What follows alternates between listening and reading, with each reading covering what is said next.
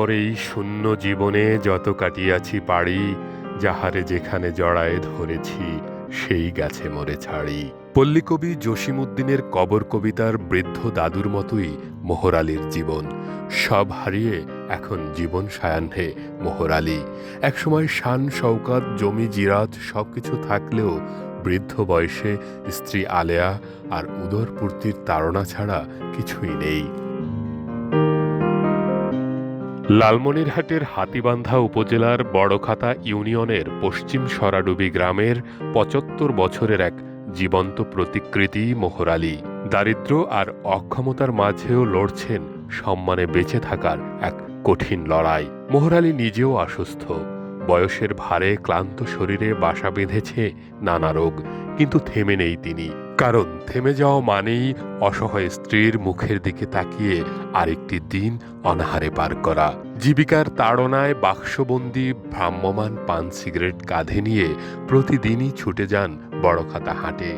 সারাদিন পান সিগারেট বিক্রি করে যে ২ পয়সা আয় হয় তা দিয়েই চলে এই দুই বৃদ্ধের জীবন। নিজের নামে এক টুকরো জমি নেই মোহর আলীর। সরকারি জমিতে একটি জরাজীর্ণ ঘরে স্ত্রীকে নিয়ে বসবাস করেন। বিডিআর গেট থেকে হাতীবান্ধা বাইপাস সড়কের পাশে সেই ভাঙাচোরা বাড়িতে দীর্ঘদিন ধরে বসবাস করছেন বৃদ্ধ স্বামী স্ত্রী। পরিবারের সন্তান বলতে একমাত্র কন্যা, তিনি বিবাহিত, ব্যস্ত নিজের সংসারে।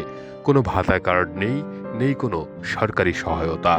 অথচ এই বয়সে তার একমাত্র সঙ্গী স্ত্রী আলেয়া বেগম নিজেও একজন প্রতিবন্ধী নারী।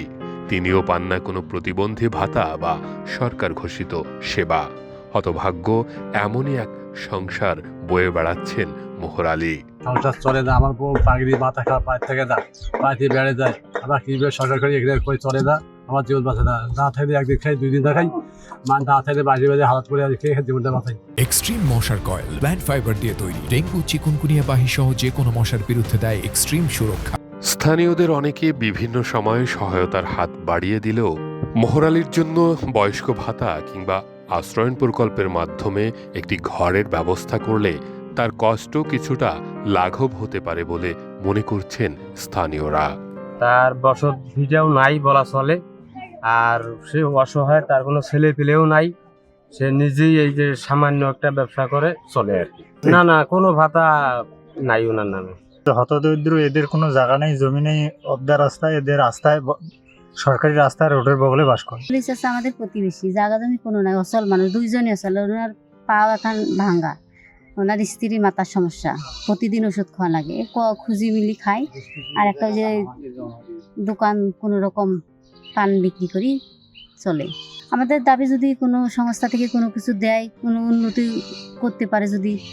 মোহর আলী যাতে সরকারিভাবে বয়স্ক ভাতা ও চিকিৎসা সেবা পান, এ বিষয়ে কার্যকর পদক্ষেপ নেবেন ইউপি চেয়ারম্যান। আমি এখন থেকে চেষ্টা করবো ইনশাআল্লাহ তাকে সরকারি সুযোগ সুবিধা দেওয়ার জন্য। ব্যক্তিগতভাবে যদি কোনো পারি সহযোগিতা করবো ইনশাআল্লাহ। পাশাপাশি আমাদের যে ঊর্ধ্বতন কর্তৃপক্ষ আছে, বর্তমান থানা নির্বাহী কর্মকর্তা শামীম মিয়া স্যারের সাথেও যোগাযোগ করবো।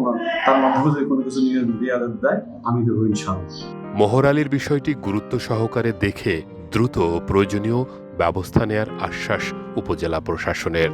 ইতিমধ্যে আমরা সোশ্যাল সেফটি নেটের আওতায় যে যা করার দরকার, বিশেষত হচ্ছে বয়স্ক ভাতা দেওয়া যায়।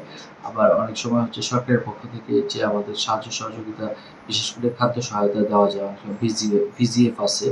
আবার জরুরি ভিত্তিতে অনেক সময় শুদ্ধ খাবারও আমরা প্রোভাইড করে থাকি। কিন্তু তাকে, পরিবারটিকে যেন একটু সচ্ছলভাবে চলতে পারে, সেই জন্য আমরা চিন্তা করছি উপজেলা পরিষদের পক্ষ থেকে তাকে যদি একটি তার যে ছোট দোকানটি রয়েছে সেখানে যদি আমরা কিছু মালামাল দিতে পারি, সেক্ষেত্রে তার একটু বিক্রি বৃদ্ধি পাবে এবং সংসারটা আরো সহজভাবে চলতে পারবে।